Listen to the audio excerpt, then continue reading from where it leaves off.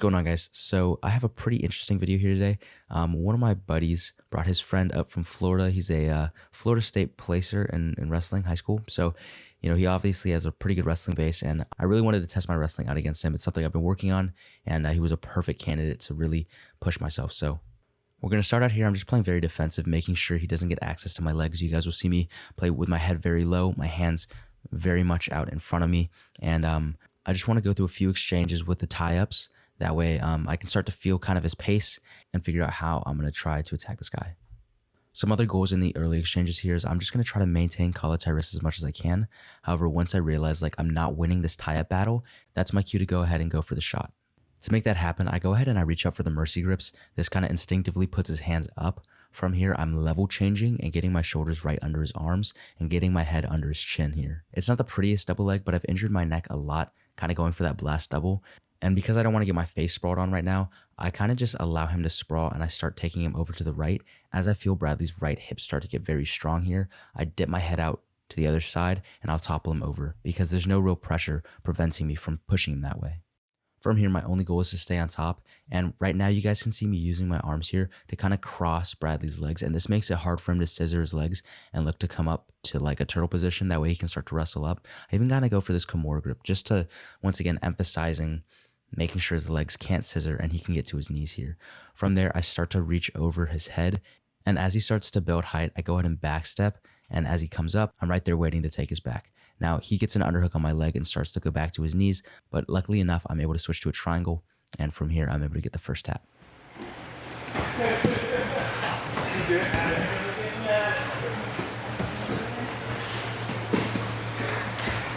So as we get going again, once again, I'm working on my wrestling, so I really just want to start throwing as much as I can at him and seeing what he does. I go for a low outside single, but he's able to hip sprawl, and I try to duck under out to the other side, but he has an underhook on my arm, making it very hard to do that. As he starts working onto this guillotine, I'm just off-centering my neck, turning my ear up to his chest, which makes it pretty hard to finish. I'll end up just falling to my back, and for me, and I know for most of you guys, you don't really like watching close guards, so I go ahead and I just push him away and stand back up. From here, I make the mistake of coming in too high above my hands, especially knowing he's a wrestler. I should have came in a lot lower.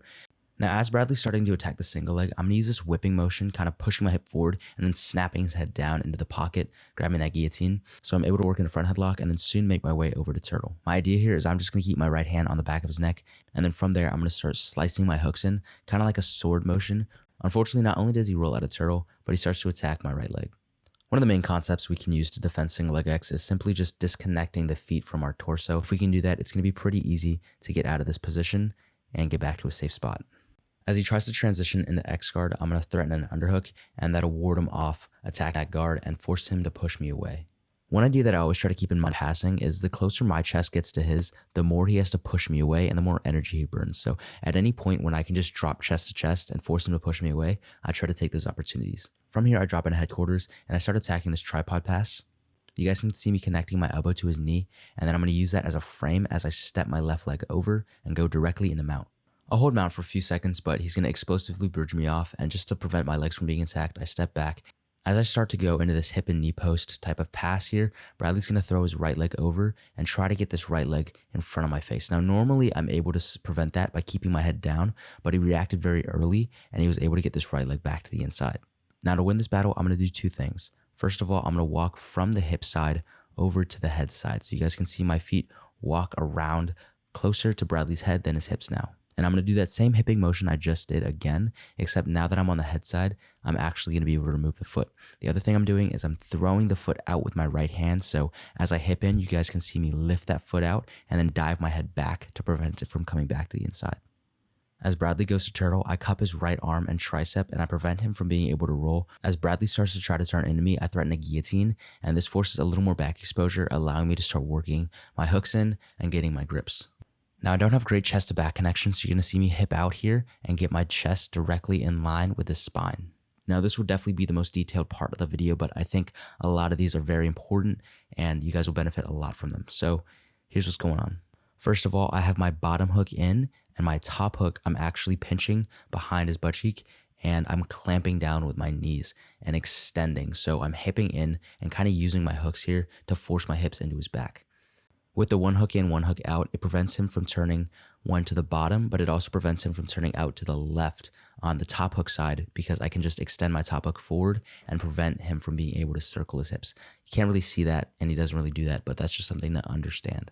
As I go for the rear naked choke here, I'm using my left hand to clamp down on his left hand, and that'll prevent him from rolling out to the right side as I go for the choke because I kind of relieve tension for a second, and I really need something preventing him from being able to roll out to that right side. So my left hand, it's not just pushing the hand away, but it's clamping down and pulling backwards to prevent him from rolling out to that right. As I do that, my right arm is shooting, grabbing as far as I can back behind his shoulder. And this detail completely changed my rear naked choke finish rate. So as I'm clamping down here on his left arm, I know as I take my left arm out to go for the choke, he's going to reach up and try to grab my hand and pull it down. Now, he actually didn't do that, but you guys can see my left arm ready to catch his left arm as it were to come up to my chin. Now, it's obviously not super clear in this clip, but at my last tournament in Spokane Sub-Series, as I went for the rear naked choke, my opponent went, grabbed that choking arm, and I was able to push away and then sink in the choke.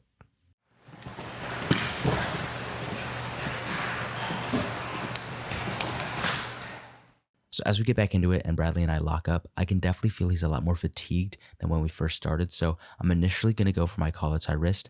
And as I feel him weigh on my neck with his collar tie, and it's really heavy on my neck, I'm going to attempt this foot sweep. So simultaneously, I'm attacking an over tie with my left hand, and I'm grabbing his wrist with my right hand. Now, it's very important that I try to keep this wrist glued to my chest as long as I can as I drag him forward with that over tie.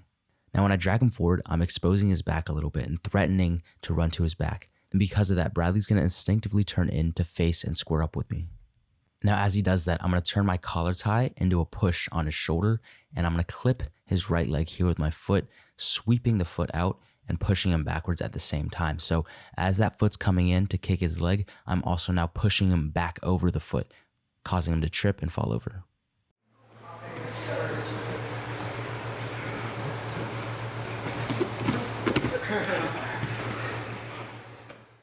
So as I start cutting out here to Bradley's left side, I'm going to press his feet away, forcing him to only be able to defend himself by using his arms. As he starts pushing into the center of my chest, I can slightly rest my weight on that hand, throw my legs in a position, and find an armbar from here.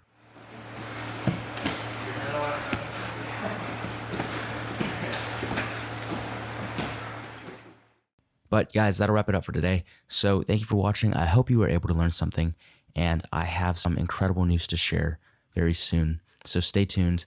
It's a life-changing opportunity, and I can't wait to share that with you guys. So thank you for watching. Go pass some guards.